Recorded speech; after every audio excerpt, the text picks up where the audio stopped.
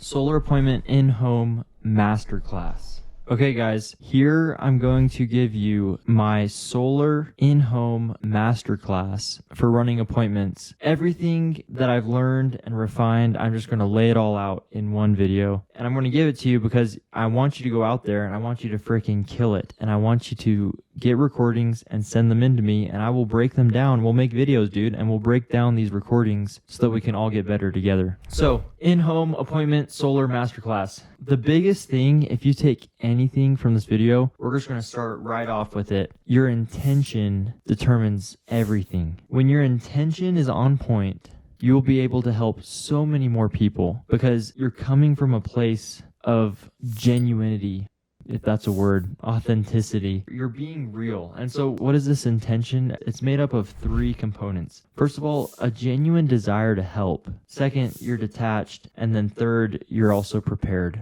And we have another video called Your Intention, Your Purpose. We'll link it right here. I want you to really dial in why you're doing what you're doing. And you can have your bag of whys and multiple whys. But if you're not there to help people, if you're not selling to help people solve problems, you're going to have a hard time. Because the reason our solution is valuable is because it solves a problem for someone else. If someone doesn't have a problem, then our solution has no value. So we want to help. We're detached. We're not going to force anyone to solve their problems. If they don't want to solve their problem, it's their loss. It's not my loss. It's their loss. And I feel bad. I actually wanted to help them, you know? And so I have a desire to help. I'm detached. And then I'm prepared. And the reason I'm prepared, and when I say prepared, I mean I know my industry, I know my product, my offer, and I know how to communicate that effectively, and I've practiced it and developed that skill. The reason I'm prepared is so I can be fully present and focused on my potential customer when I'm in home. So what I want to give you here, the natural selling principles. This is from Michael Oliver. It's brilliant. When you dial in your natural, like these principles, the natural selling principles, it actually feels natural, like to communicate and talk and speak with these customers about their situation.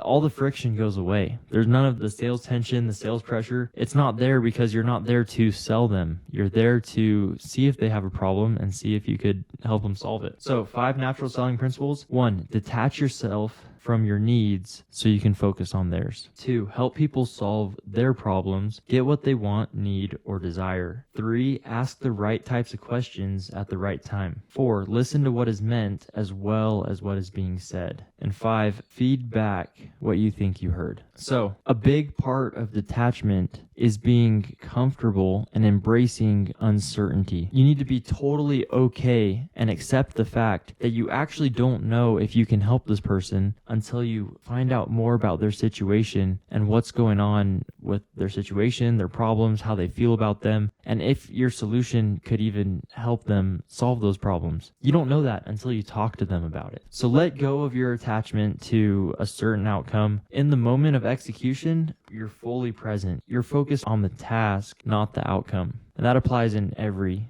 aspect of life. So your 3 primary qualifying questions when you're in home: what do they want? Why do they want it? And how committed are they to getting what they want? This is a quote from Michael Oliver. He said, with the right intention, most potential buyers will happily reveal all 3 very quickly and comfortably. If you're prepared to listen, understand, develop, and respond respectfully to their needs and values. Doing so quickly establishes a bond, an emotional connection with you at a deeper level. Doing so quickly, right? Like getting to what do you want? Why do you want it? And how committed? Getting right into that, dude, quickly establishes this trust and this connection. It takes that sales tension that's like the awkward elephant in the room that like you're not really talking about, yeah, you're a sales guy, but what do you want from them? They're trying to figure out what you're trying to get out of them, like what's in it for you. Just take it out of it, dude. Like, I'm here for you, right? Like, what do you want? Why do you want it? And can I help you get it? So as we go into our appointment, and as we talk about this, we're going to have a dialogue, right? This 2-way dialogue with our potential customer to discover if they have problems, how those problems are affecting them, and what they want to do about those problems. As we get in that 2-way dialogue, I need you to be aware of the 3 layers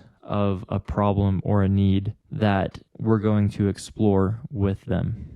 Okay, these 3 layers, we covered these 3 layers really well in our 2-way dialogue video on the doorstep. And we're also, same 3 layers, dude, we're going to go into them in home so that we can understand their situation and how it's affecting them. So the 3 layers, the outer logical problem or need, factual. The inner logical problem or need, also factual. And then the inner subjective emotional need, which is a feeling. It's an emotion that's subjective, it's unique and specific to the individual. So to give you some examples of what these 3 layers might look like, the outer logical need, it's a fact, right? They're paying a lot for electricity. They have rate hikes, blackouts, inconsistency with the electric bill, getting double billed, paying for electricity and paying for it to be delivered. These are all problems with the external situation. The inner logical need is going to be connected to an internal situation that's specific to them, but it's still factual, it's still logical. They can't use as much power as they'd like to. What they pay for electricity, it's unpredictable. They have no certainty about the future of electric costs. And like the reliability of the electric grid, like it's unreliable and it affects them directly. Now, that's our first 2 layers, outer, inner, logical. And then we have our inner subjective emotional needs. This is a feeling, it's an emotion. We want them to tell us how they feel about the problem, and then also how they would feel if the problem was not there. How do you feel about the problem? It's stressful. I hate paying the electric company. It's uncomfortable. It puts a strain on my relationship with my family. And how would you feel if you didn't have that problem? Oh, well, I would feel so great, right? Like I could spend that money on something. This would be an inner factual need, right? I could spend that money on something that's important to me, my kids' investment, and then being able to do that. What would that do for you personally though? Oh, it would just feel so XYZ. Right, we're getting to the emotional level. Now let's talk about how do we actually go through all 3 layers so we can understand how they're being affected personally by their situation and their problems, and how our solution could possibly help them. So this framework, the framework that I used when I approached the appointment, it's a combination of Jeremy Miner's NEPQ, neuro-emotional persuasive questioning. Jeremy Miner's questioning framework, along with Michael Oliver, he has a very similar framework. I know Michael Oliver mentored Jeremy, so there's probably some overlap there. But the majority of my appointment, it's 85% engagement. And when I say engagement, it's asking questions to understand my potential customer better. How are they seeing the world? How do they view their current situation? What do they want? What do they not want? Why do they want it? How committed are they to getting what they want? 85% engagement, 10% presenting at the end. And this is cool, right? Because when we spend so much time in engagement, they tell us what to say. If we listen actively, they tell us how to present so that we can give them what they want. They tell us what's important to them. They tell us what they want. They tell us what they don't want. They tell us why they want what they're wanting. So now when we present our solution, we can speak to exactly the needs that are important to them. The way I used to run appointments when I first started, my appointments were always at least an hour, usually an hour and a half to 2. Sometimes I had like 3-hour appointments because we're just like getting in. And that appointment, what it looked like was we'd sit down, I'd ask maybe 1 question or 2 about why they haven't gone solar, and that was about it. Why haven't you gone solar?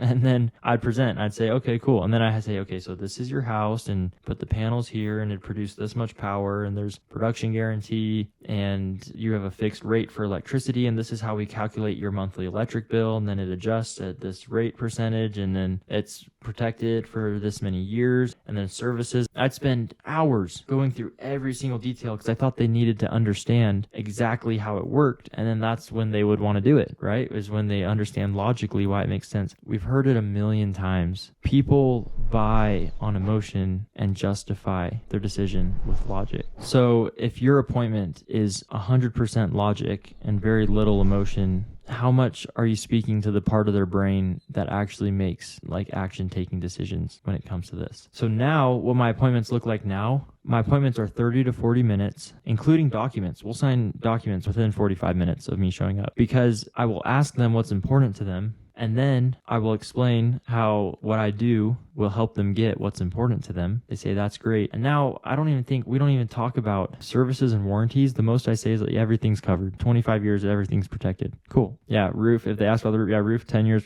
protected. Done. Okay, like the monthly electric bill, half the time we don't even look at the monthly electric bill until we're signing documents. Like we just talk about the electric rate. Yeah, it'll lower the electric rate. But anyways, the point that I'm making is they will tell you what they want to hear and what they don't want to hear if you'll just ask and listen. So what does that look like? How do we ask and listen so that they can tell us what they want, what they don't want, and then we can offer a solution in a way that makes sense to them. Jeremy breaks it down into a number of question types. This framework makes a lot of sense in my mind. You're going to have connecting questions, right? Where we start off with connecting with them. And what that means is we put the focus on them. We take the focus off us, we put it on them. What do most salespeople do when they sit down with a potential customer? What do they say? Most of the time, the salesperson, they start yapping about their company and their offer and why they're so great. And they go into this presentation and they start presenting without even knowing what's important to the customer. They didn't even ask. So by sitting there and saying, hey, like, focus here is on you, not on me. Like, let's talk about, like, help me, walk me through. We'll go through the specifics in a minute, but that's connecting. Situation. What's their current state? Where are they right now? What's the situation? What's going on? Problem. How is your current situation affecting you? And what's the gap between where you currently are and where you'd like to be? And having that gap, how's that affecting you? How does that make you feel being here and wanting to be here? Solution, connecting, situation, problem, solution, questions.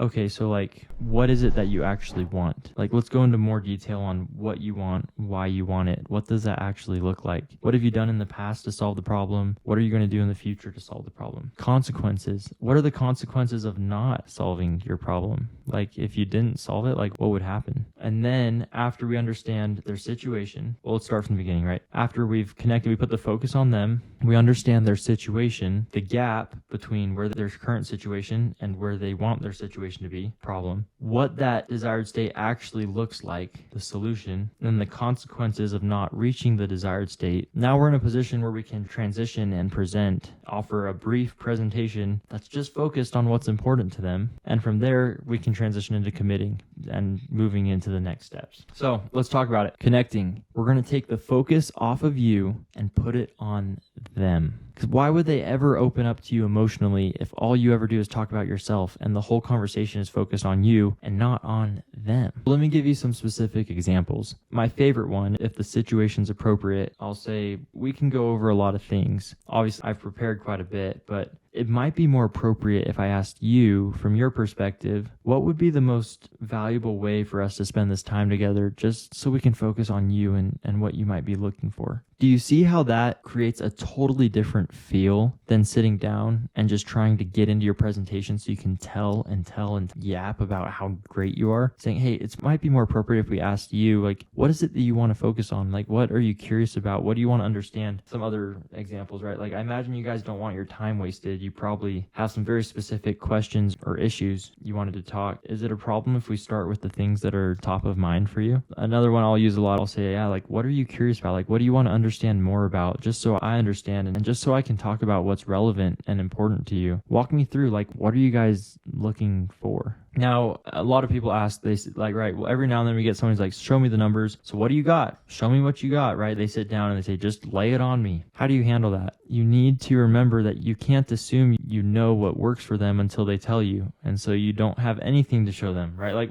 I'll say, to be frank, I really don't know what numbers to show you until I understand a little bit more about your situation, just to see if we can even help. You might not even need us. Can you walk me through, like, what is it exactly that you're hoping to see, or what exactly are you looking for? And they say, so what are the numbers? And I'll say, there really aren't numbers until I know there are a handful of different programs out there. There are 4 or 5 different programs. I don't know which one would be the best fit for you, and we probably don't have time to go through each one individually. Maybe you can walk me through transition situation questions.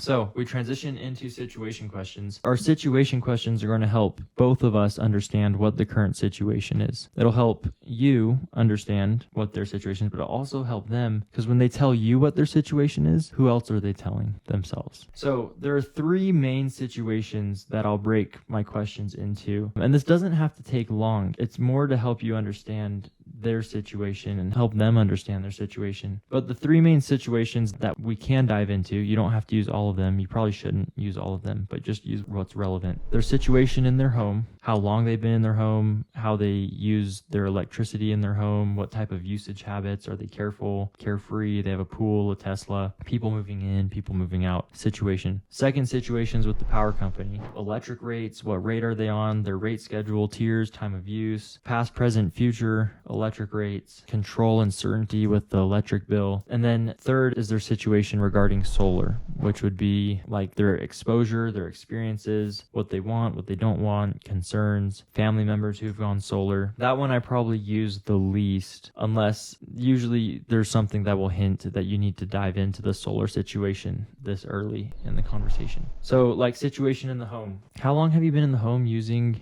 XYZ for your power company? Okay, cool. And how long do you plan to be in the home using them as your power company? Right. And how much power would you say you use? Like, are you pretty careful? Are you pretty carefree? What do you set the thermostat at? Are you blasting the AC in the summer? Like, who in the house likes to run the AC? Are you guys on the same page? What are you currently doing to keep your energy consumption from increasing in the future? Do you like windows, insulation, your roof? Now, situation with the power company. Who did you choose for your power company when you moved in? Okay, are you on the tiers or the time of use? Okay, and why did you choose that rate schedule specifically? Okay, and what were your electric rates last year and the year before? What do you think they'll be in 5 years? And do you know what the national average is for electricity? Like over there across the border, they're in Nevada, they're paying like 12 cents. And you know what we're paying here? Another one with the power company is like the infrastructure, right? Like how old are the power lines out there? Like how reliable are they? How much does it cost to fix them? Who pays for the lawsuit when they break and start wildfires? Who gets to actually pay to fix that mess? That's getting a little more into the problem. And then like, yeah, there's situation regarding solar. Besides not coming out of pocket, because everybody says that when it comes to solar, what don't you want? There are different programs, depends on your situation. Like, are you guys working? Are you retired? Some have credit, some don't. If they're like price shopping and they tell you that up front, a good question is, suppose you were meeting with multiple companies who all met your criteria, including price. How would you then decide which company to work with? And they'll tell you what's important to you. So we connect with them, we start finding out about the situation, and then we get into the problem, which is where we actually get them to tell us what they would change about their situation if they could. That's the problem, right? That they're here, they would change it to here. If you say it, it doesn't mean anything to them, but when they say it, it means so much more. So what would you change about your situation if you could? These questions usually lead in with, do you want to blank if you didn't have to? Are you okay with this? Are you willing to settle for that? Do you want, right? You ask them what they want or what they don't want, what they like, what they don't like, what they're okay with, what they agree with, what they don't, right? So what these sound like, here's some examples. Do you like your current situation with your electric company? Do you like the amount of control you have over your electric bill? Do you like the results you're getting with running the air conditioning at 78 degrees in the summer? Or do you want to keep paying the rate hikes if you didn't have to? Or do you want to let someone else dictate what you pay for your power if you didn't have to? Do you want to guess what your electricity is going to cost if you didn't have to? Now, think about how situation transitions into this, right? We just talked about, okay, like my main situation, I'll say like, so how do you currently use your power? Careful, carefree. Okay, cool. And what are you paying for it? Oh, you're paying like on average $300 a month. That's a little high. It might sound like a silly question. Do you want to pay $300 a month if you didn't have to? Well, no, I mean, I totally agree, but can I ask why though? Because you'd be surprised. Like some people are just totally comfortable paying, like they just don't care. Obviously it's not ideal, but just they're not willing to, right? And you could use an identity statement there as well. Now, some people, they might say like, if I ask the question like, do you like your situation with your power company? What if they say yes? What if they, yeah, I like my situation. It's all good. You need to have the confidence to ask them and say, okay, well, if you're totally happy like with your situation, like what am I doing here? Why am I even here? If you're already happy with your electric company and you actually like paying your electric bill, what are you expecting to get from me? Now, a much more tactful way to do this, it's what's called the two truths question. Everyone has two truths. People will often say that they like or dislike something, and then later they say the complete opposite. Now, it's not that they were lying the first time. It's just in a certain context, one answer is more appropriate, and then in another context, the other answer is more appropriate. So how can we get to the second truth where they actually say they don't like the utility company if they just told us they did? First, we need to understand what they like about their utility company, and don't trigger resistance by going into sales mode. Try to understand them. Try to figure out what's behind it and ask questions to understand better. Do you like your current situation with the utility company? Yeah, we like it. It's pretty good. Oh, that's cool. Like, tell me, like, what do you like about it exactly? Okay, yeah, the power is always on. Yeah, tell me more about that. Like, sounds like that's important to you. Okay, cool. And I guess, like, suppose you could change something. What would you change about your service with the power company if you could? And if at that point they don't tell you that they would change anything, they don't trust you, or maybe they really just wouldn't change anything and you're wasting your time and it's time to get out of there, right? That's when we're going to leave, okay? Connecting situation, problem, solution. So now we've established there's a problem, right? There's a gap between what they have and what they want. They're paying too much and they want to pay less. They're getting their rate raised without their permission and they don't want to pay the rate hikes anymore. So the 3 parts of our solution that we're going to explore with them. First, we're going to explore what they've done, if anything, to solve the problem, to close that gap. Second, we're going to explore what they would do if they could, what would be their ideal criteria for a solution. And then we're going to understand the feelings and emotions associated with solving the problem, with getting what they actually want, closing that gap, meeting the ideal criteria. So first, after we've established, okay, so you have this problem, like before today, were you out there looking for ways to lower the electric bill, or what were you doing to try and keep the bills low? Like what kept you from doing something to lower the bill in the past? What have you done, if anything? Next, what would they do if they could? So just to see if what we do could actually work for you, what would you be looking for? Like besides saving money, because everyone comes to us for that, I guess, what would be like your ideal criteria? So that like 5 years down the road, future Kathy looks back and she says, wow, that really helped us. Like what would you be looking for just to know that it actually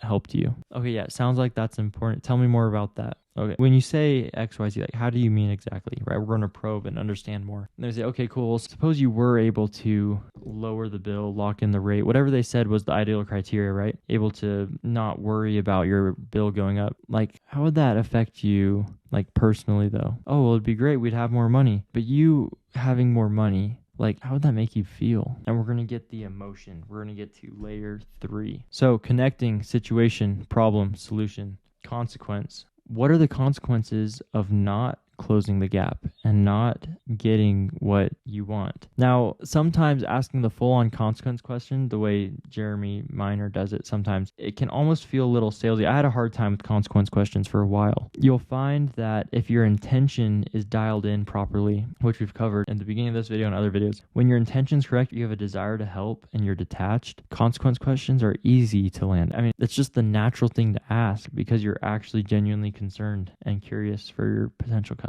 But if you do need to take a layer off, well, the way Jeremy asked it, he'll usually say something like, so what happens if you don't do anything about this? They keep raising your electric rates and you have to pay an electric bill every month of every year until you die. I guess what happens at that point? And like tell them the consequences in your question. If you need to take a layer off, just ask them, so what happens if you don't do anything about this? Or what happens if you stay with the electric company? Or what happens if you just keep buying your power off power lines? And then they'll usually say like, what do you mean? You say, well, like if you keep buying your power off the power lines and paying for delivery, then it seems like they'll probably just keep raising your rate until your bill goes from $300 to $400 to $600. Like, I guess what happens at that point? And by breaking it up and not telling them the consequences in your question, at least the first question, helps take a little bit of the sales sauce off of it if you're having a little trouble with that. So we've connected with them. We understand their situation. We've explored the gap and how they want to close the gap and what happens if they don't close the gap. So now we can transition. Well, if we're still not sure how committed they are, we can ask a question like, how important is it for you to change your situation so you can lower the bill, protect the rate, get whatever they said was important to them? Qualifying questions, you can ask those really at any point throughout the process just to check in and check the temperature and see how engaged they actually are. Now, after we've established there's a gap and they want to close it and we understand how they want to close it, we can use that to transition and bridge the gap between discovering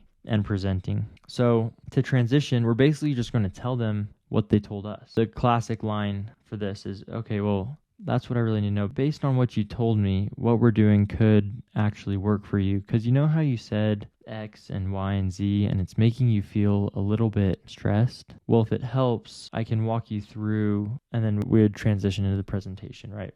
Now, a distinction here, could work for you or would work for you. Based on what you told me, what we do would work for you. If you can tell you have more engagement, which at this point, that should be the case. You should be able to say would work for you comfortably. But if there's still a little hesitation, you might have to say could work for you just to stay neutral, depending on how much trust and confidence you've gained throughout the process. So we transition into our presentation. And in our presentation, basically, it's short, dude. Most of our time was spent discovering, so now I can just speak to what was important to them. The script I'll use, I'll say, like, so based on what you told me, what we're doing could or would actually work for you. Is it okay if I take a minute to walk you through what that could look like? And they're not going to say no. And then I'll say, yeah, so I should preface this is something that has to be applied for and approved of. But if we can get them to say yes, then instead of paying 37 cents every time that thing goes around, it would just be 23. And what that means for you is you'll never have to guess what your electricity is going to cost. Like, you know how you said you run the AC less in the summer and it's making you feel maybe a little bit stressed? Well, if this works out, then the stress would disappear because producing your power on site, instead of paying extra to have it delivered through the power lines, they'd actually be able to lower the electric costs. You can run the AC more and you wouldn't have to stress. Does that seem like it could possibly help you? So after you present, right, like literally like that's it, and then they might have a few questions. They'll ask like, oh, so how does this work exactly? I'll say, yeah, well, we just have to see if we can even get it approved. But if they approve it, it's fully funded, you don't pay anything, there's no debt. And I'll just clarify whatever is specifically important to them. And then I'll check in, I'll say, yeah, does that make sense, or is there something you'd like me to go over again? And right there is where we'll have this conversation on the actual mechanics of how it actually works. And then when that's clear and the value is there and they understand the benefits and how it's actually going to help them, the committing questions, the committing track, we say, I've got to get going, but up to this point, do you feel comfortable with what we've covered so far? And I don't think I've ever had anyone say no. Do you feel comfortable with what we've covered so far? Okay, can I ask why though? Now, that feels like a weird question. Actually, it always feels like a weird question. You'd be surprised that people just open up and they tell you, well, I like this, and they tell you all their hot buttons, everything that's important to them. They're basically telling themselves why they want what you have. Okay, I've got to get going, but up to this point, do you feel comfortable with what we've covered so far? Can I ask why though? Okay, that makes sense. Do you feel like this is something you can do that can get you what you're wanting? Okay, well, Mrs. Jones, I don't really have much more to go over with you, and it seems like we might have covered what you were looking for. Really, the next step would be to submit an application so that we can have someone come and do a survey and see if the home even meets the program requirements. Would that be appropriate? And then you move right on. Now, when you commit them, there's no hesitation, there's no nervousness. They've basically, at this point, they've already agreed that they have a problem, they want to solve it, and that your solution will help them solve it. So there's nothing to stress about. You just need to comfortably and confidently ask and explain how to move forward, and they will. Sometimes when you get to the end, there will still be some concerns or maybe a little bit of resistance. When the process is followed, when you actually understand where they're coming from and your intention is correct, you'll be surprised at how little resistance and concerns there are at the end of an appointment. However, sometimes they're still there. So what do we do when we get to the end and they're like, I just don't know. I'm not sure. I just don't know about this and this. For example, they say, I just don't know. 25 years is a long time. What do most salespeople say? Oh, well, 25 years, well, we protect everything. It's covered. It transfers new homeowner, and they just start yapping about their solution. They're just guessing. They don't even know what's important to their customer. So rather than guessing and just yapping, ask them, okay, well, help me understand, like, what are you concerned about? Like, walk me through that. And ask good questions that help you understand where they're coming from. And when you understand where they're coming from, they will tell you, yeah, this is where I'm coming from. This is how I feel about it. This is why I'm concerned. Yeah, tell me, and go farther into the concern than you think you might have to. And you'll be surprised at the level of trust and the amount of information that they'll actually share with you about why they're concerned, to the point where it actually becomes very simple to resolve it. And it's often just a misunderstanding. Just remember, people don't think what you think they think, right? This is Michael Oliver. He says, thinking you already know what they're saying or asking puts you in your own way. And sometimes people don't know what to ask specifically, so they ask the nearest thing that comes to mind to try and get there. So help them find the question they really want to ask. Seek understanding first. Now, if maybe they're not sharing the concern with you, you can label it, or you just call it out. You just say, hey, I feel like there's some hesitation. Can you walk me through what you're feeling? And don't be afraid to ask those questions and have an open conversation with them, because that openness, it's going to translate to them feeling comfortable and getting all their concerns out, and you helping walk them through their concerns, not just invalidating them. Oh, I totally feel that. And Johnny felt the same way, but what he found is your concern is wrong. No, dude, that's not it. Hey, slow down, be empathetic, and actually try to understand where they're coming from. That right there will do more for you than anything else. It all comes back to that intention of having a true desire to help, being detached, and being prepared so you can actually be fully present in the moment with your potential customers. So I hope you got some value from this. If there's a topic you want covered more in depth, send me a message, put it in the Facebook group, and we'll run through it. Send in recordings, we'll break them down, everything. See you guys. Peace.